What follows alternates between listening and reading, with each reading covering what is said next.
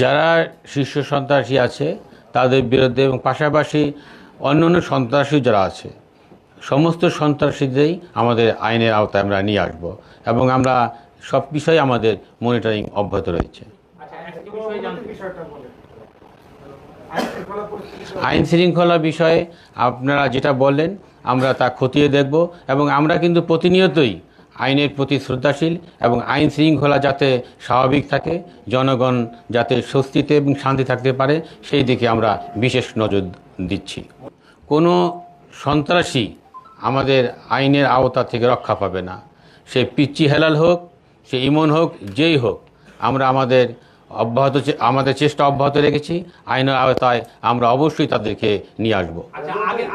আমি মনে করি যে পুলিশ তার হারানো মনোবল অবশ্যই ফিরে পেয়েছে এবং তারা কাজের প্রতি তাদের যে আমাদের বর্তমান কমিশনার স্যার যে নির্দেশনা দিয়েছেন তার নির্দেশনা আমরা অক্ষরে অক্ষরে পালন করছি এবং আমরা টহল সহ ডিবির যে কার্যক্রম আমরা আরো জোরদার করছি। এবারে অনেক রকম জালিয়াতি হচ্ছে, সেই ক্ষেত্রে আমরা গতকাল রাতে সাইবারের 2 জন প্রতারক এবং ডাকাত হিসাবে পরিচিত এবং যার মামলা আছে সেই রকম একজন ডাকাতকে আমরা গ্রেপ্তার করেছি।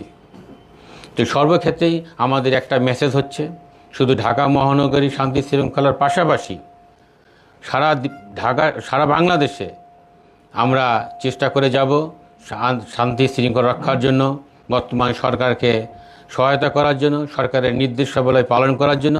আমাদের স্বরাষ্ট্র উপদেষ্টা মহোদয়,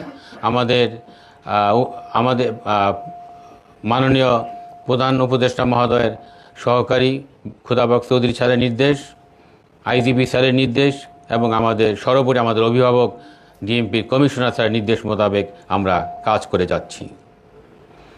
প্রতিনিয়তই আমরা আপনাদের সহযোগিতা প্রত্যাশা করছি। আপনাদের সহযোগিতা আমাদেরকে অনুপ্রেরণা যোগাবে এবং আপনাদের কাছে যদি কোনো তথ্য থাকে সেই তথ্যের আলোকে আমাদেরকে বললে আমরা তাৎক্ষণিকভাবে ব্যবস্থা নিতে সক্ষম হব।